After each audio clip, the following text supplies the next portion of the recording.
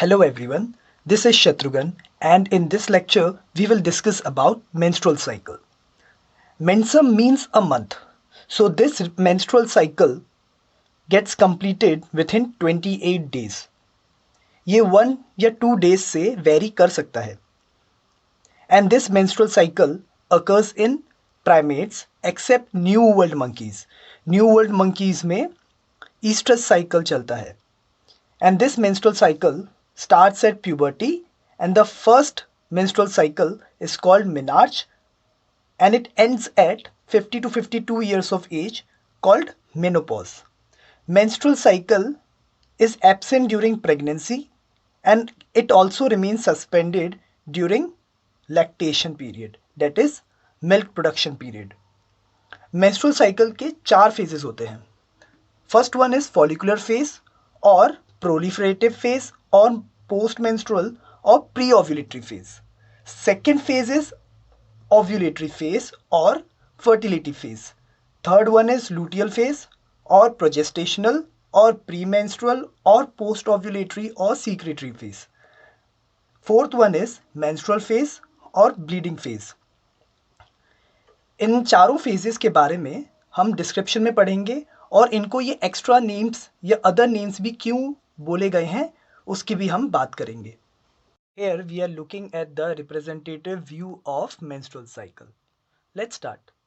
Hypothalamus stimulates anterior pituitary gland with the help of gonadotropic releasing hormone to release FSH and LH. So the first phase is follicular phase and this phase takes about 9 to 10 days for its completion.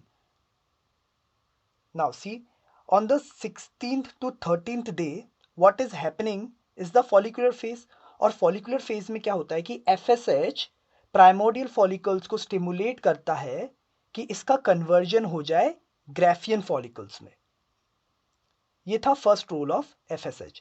Second role है ये कि ये FSH secondary follicles and Graafian follicles को stimulate करेगा to release oestrogen और oestrogen का use हम देखते हैं एंडोमेट्रियम लाइनिंग की मेंटेनेंस में. तो FSH काम करता है फॉलिकल सेल्स के ऊपर, इसलिए हम इस फेज को कह देते हैं follicular phase. Also oestrogen release हो रहा है इस फेज में बाय द फॉलिकल्स और ये ईस्ट्रोजन एंडोमेट्रियम लाइनिंग मेंटेन करने में हेल्प करती है, इसीलिए हमने इस फेज को कहा proliferative phase.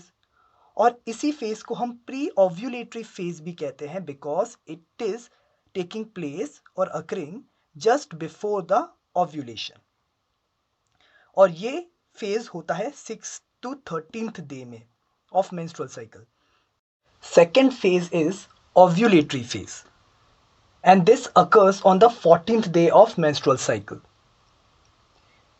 Anterior pituitary gland ने luteinizing hormone release किया था on 14th day and the amount of luteinizing hormone released is very high. So this increased amount of LH is known as LH surge that leads to ovulation, that is the release of secondary oocyte from the Graafian follicles. Now in this phase ज़्यादा endometrium wall में change हमें देखने को नहीं मिलता है. Plus आप देख रहे हैं कि कॉर्पस हेमोरेजिकम से भी ईस्ट्रोजन रिलीज हो रहा है बिकॉज कॉर्पस हेमोरेजिकम के पास भी ग्राफियन फॉलिकल्स के रिमेन्स हैं. Third phase is luteal phase and this phase lasts for about 12 to 14 days. इस फेज में ल्यूटिनाइजिंग हार्मोन स्टिमुलेट करता है empty Graafian follicle to convert into corpus luteum and this corpus luteum is also stimulated by luteinizing hormone to release progesterone. So इस phase में the release of progesterone is at the highest or at peak. Now see what is happening is कि corpus luteum release कर रहा है या secrete कर रहा है प्रोजेस्टेरॉन, इसलिए लूटियल फेज को हम सिक्रीटरी फेज भी बोलते हैं. And progesterone helps in the regulation or maintenance of the endometrium lining for further pregnancy. Plus, this phase is occurring just after the ovulatory phase, इसलिए हम इस phase को post ovulatory phase भी कहते हैं. So, luteal phase में corpus luteum releases progesterone, पर oestrogen भी रिलीज होता है इस फेज में, पर बहुत ही कम अमाउंट में, और ये ईस्ट्रोजन रिलीज होता है by the follicular cells around the corpus luteum, जो कि बहुत कम अमाउंट में प्रेजेंट है. तो ईस्ट्रोजन लेवल का अमाउंट भी बहुत कम होगा, और इस फेज में मेन रोल प्ले करता है progesterone. The last phase is menstrual cycle and it lasts for about 3 to 5 days, that is from around 1st to 4th or 5th day of menstrual cycle.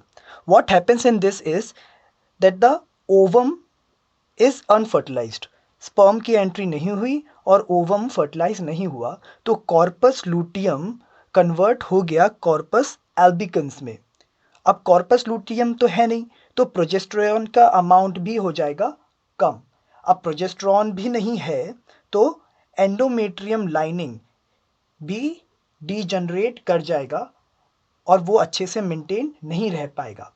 So unfertilised egg with ruptured uterine wall plus 40 ml of blood and some mucus discharges out through the vaginal orifice.